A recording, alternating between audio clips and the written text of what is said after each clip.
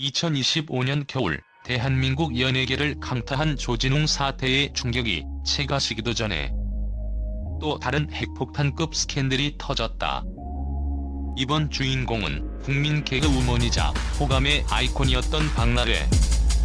그녀의 자택에서 포착된 충격적인 사진 한 장이 화려한 조명 뒤에 숨겨진 연예계의 어둡고 병든 민낯을 만천하에 드러냈다.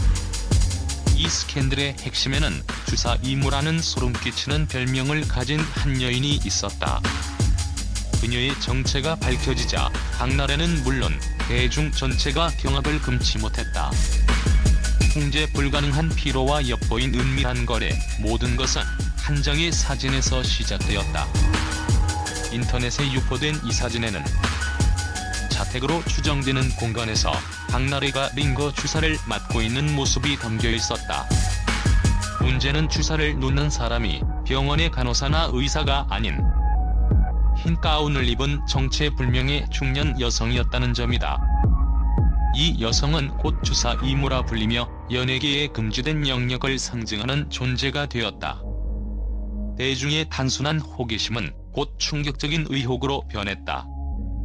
이어진 카카오톡 메시지 유출은 단순한 피로 회복 차원의 행위를 넘어 약물 오용의 가능성을 시사했다. 유출된 메시지에는 2달치는 넉넉하게 필요합니다.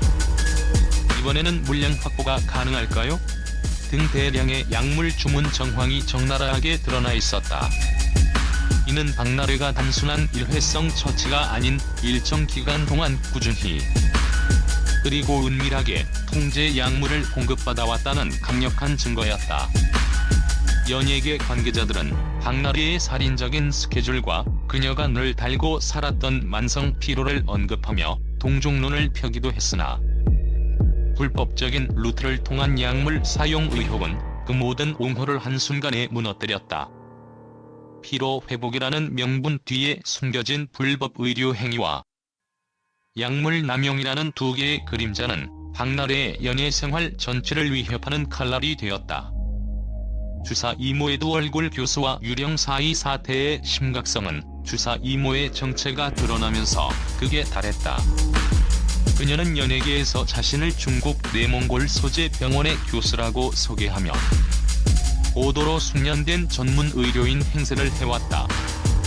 그녀의 자신감 넘치는 태도와 권위적인 말투는 피로에 지친 톱스타들의 의심을 무마시키는 데 충분했다.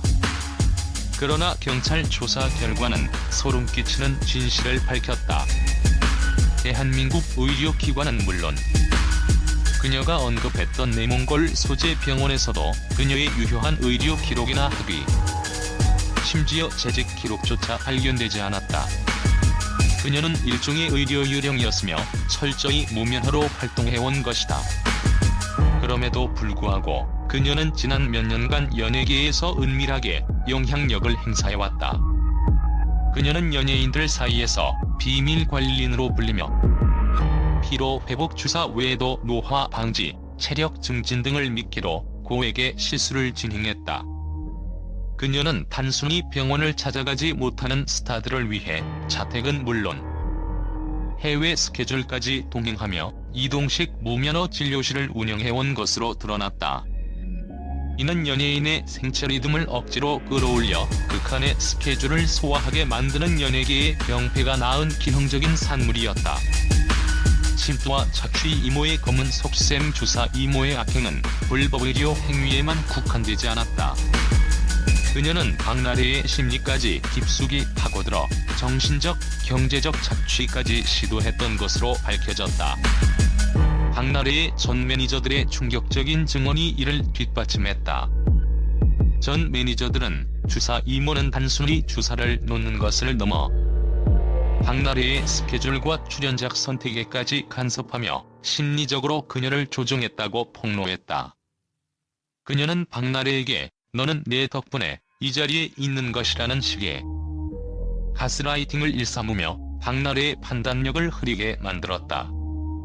더욱 가증스러운 사실은 이 매니저들이 회사를 떠난 후였다.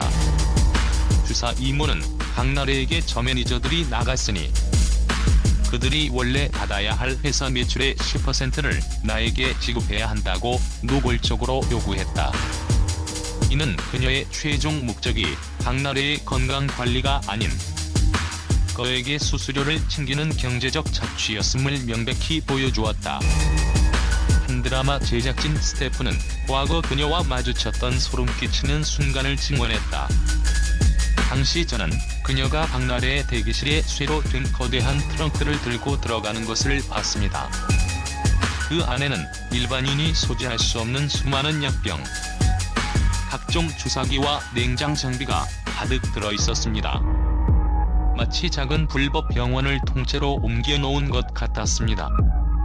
이 스태프의 증언은 주사 이모가 철저히 준비된 전문적인 불법 약물 공급자였음을 입증하는 결정적인 단서가 되었다. 경찰의 칼날과 판도라의 상자 사건은 단순한 스캔들을 넘어 대규모 불법 의료 카르텔로 비화될 조짐을 보이고 있다. 경찰의 압수수색 결과 주사 이모가 사용했던 약물 중 일부가 특별관리 약물로 밝혀졌다. 이 약물들은 오직 정식 등록된 병원만이 구매할 수 있으며 엄격한 관리 감독이 요구된다. 약물의 출처가 불분명하다는 것은 국내 병원 혹은 해외에서부터 이어진 거대한 불법 약물 유통망이 존재할 가능성을 시사한다. 경찰은 현재 이 유통망의 윗선을 추적하는 데 수사력을 집중하고 있다. 더욱 심각한 것은 이번 사건의 파급력이다. 경찰이 확보한 자료에 따르면 주사 이모는 최소 3년 이상 활동해왔으며 박나래 외에도 20에서 30명에 달하는 다른 유명 연예인들에게도 주사를 놓았을 가능성이 제기되었다. 박나래의 스캔들이 연예계 전체를 뒤흔드는 판도라의 상자가 될 수 있다는 경고가 나오고 있다.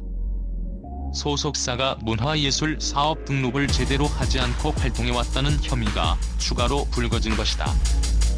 박나래의 소속사 역시 법적인 외홈에 직면했다. 소속사의 불법 경영과 스타의 불법 의료 이용이라는 두 가지 위험이 동시에 터져 나오면서 박나래의 방송 활동 중단은 물론 연예계 퇴출 가능성까지 언급되는 최악의 시나리오가 현실화되고 있다. 결론적으로 박나래는 믿었던 주사 이모의 정체가 단순한 무면허 시술자를 넘어 자신을 조종하고 착취하려 했던 악질적인 사기꾼이자 불법 약물 브로커였다는 사실에 오열할 수밖에 없었다. 이 사건은 대한민국 연예계가 짊어져온 피로와 압박, 그리고 그 틈을 노린 검은 손길의 추악한 민낯을 여실히 드러냈다. 이 스캔들의 최종 결과는 박나래 한 개인의 몰락을 넘어 연예계 전반의 자정 노력과 법적 개혁을 요구하는 강력한 경종이 될 것이다.